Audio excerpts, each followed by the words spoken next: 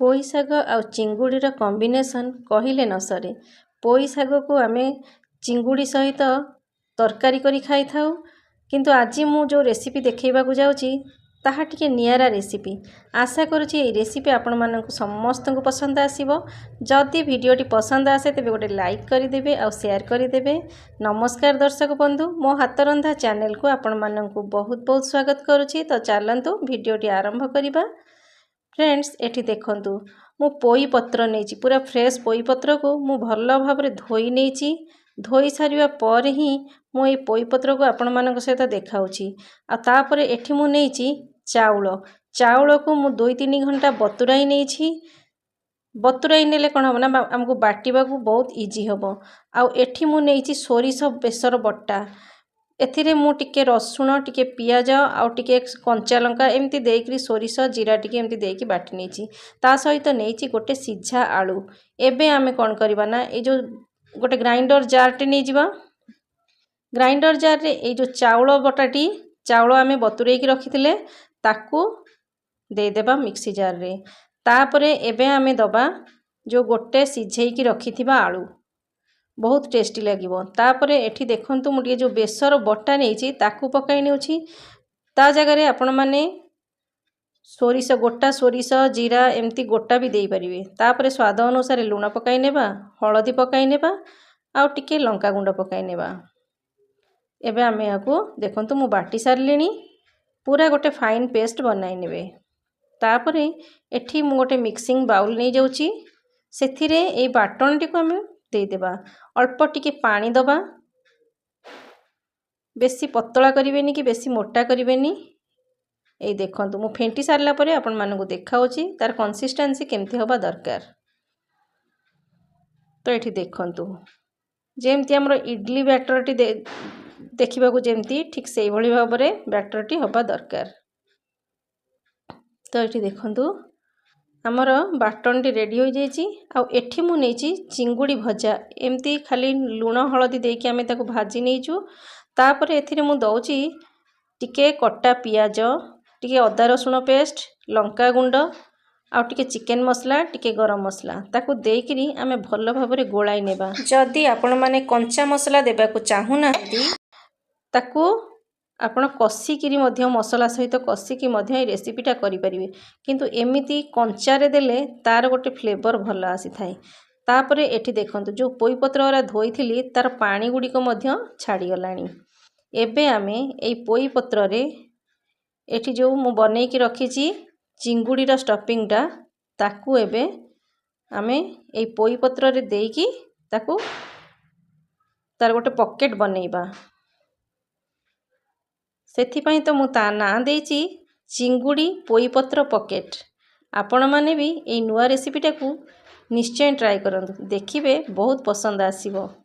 तो एठी देखंतु एबे मु 2 पटरु ए पोई पत्र को फोल्ड कर नेउची। जेहेतु मोर पोई पत्र टिके बड़ साइज र थिला तो मु गोटे गोटे पत्र नेची। आपण माने चाहिले 2टा लेखा पत्र मध्य नै परिबे। एबे आकु टिके आमे केयरफुली भांगी नेबा। तो एठी देखंतु 2 पटरु ताकू केमती मु मोडुची आपण माने देखंतु। जेमिति आपनको सुविधा हबो सेमती आर गोटे पॉकेट भली बनाई नेबे। तो एठी देखंतु हमर गोटे पत्र रेडी होई जाईची। एमती फोल्ड करि नेबा। नहीं तो आपण आउ किछि जदि उपाय रे करि परिबे तो सेमिति मध्य करि परिबे। जदि छोट पत्र होइतिबो तो एसबु जोड़े पत्र तळ ऊपर देइकरी मध्य ताकू पॉकेट बनै परिबे। जेहेतु मोर बड़ पत्र थिला मु ताकू गोटे गोटे पत्र रे एमती फोल्ड करूची। ए देखंतु बहुत सुंदर लागिबो, भारी टेस्टी लागिबो ए रेसिपीटा। आपण माने निश्चय बनै खाइबे। और जो माने नुआ बनाउछंती तो निश्चय सिखंतु ए रेसिपी। एठी देखंतु एई भली भाबरे आमे सब गुडी को फोल्ड कर नेबा। आ एठी मु गोटे तावा गरम कर नेची, सेथिरे आमे टिके सोरिष तेल पकाई नेबा। तापरे हमर एठी बैटर टी तो रेडी अछि। एबे आमे ए बैटर रे पोई पत्र को बुडई बुडई एमती गोटे गोटे पिठो थोइला भले थोइबा।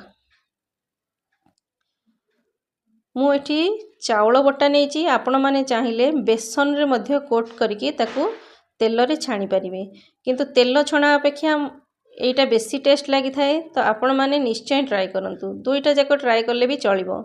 तो ये देखंतु एबे मु एयाकु लेउटेई देउची। आपण याकु स्नैक्स भाबरे स्टार्टर ऊपर भी खाई परिवे, भात सहित मध्य पखाळ संगे खाइबा आहुरी मजा लागिबो। तो एबे हमरो देखंतु पिठौटी रेडी हो जाइची। तो एई भली भाबरे आमे सब गुडी को बनेई नेबा। आ फ्रेंड्स आपण माननकु गोटे अनुरोध, जदि मोर ए भिडियोटी टिके भी आपनकु पसंद आसी थाए तबे गोटे लाइक करि देबे आ शेयर करि देबे। चैनल रे नुआ आसुतिले चैनल टी को सब्सक्राइब करि देबे। तो एठी देखंतु आउ गोटे थर मध्ये मु आपण माननकु देखाउची। तावारे पकाई सारिबा परे मु ऊपर टिके तेल बुलाई देची। कंचा तेल देले बहुत बढ़िया वासना आसी थाए, कंचा सोरिष तेल। आ ए रेसिपी गुडी को केवल सोरिष तेल रे ही बहुत टेस्टी लगी थाए। तो एठी देखंतु एबे आमे एक लेउटेई देबा।